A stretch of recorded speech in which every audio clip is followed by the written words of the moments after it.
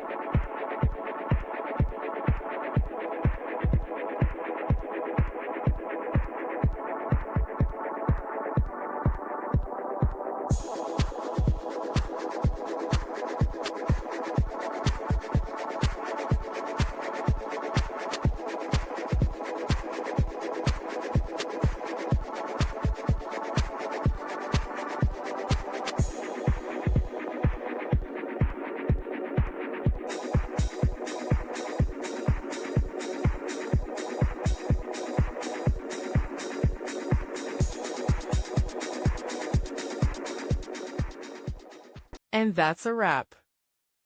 I hope you found the answer you were looking for. If you did, take a second to hit that subscribe button. It really helps out.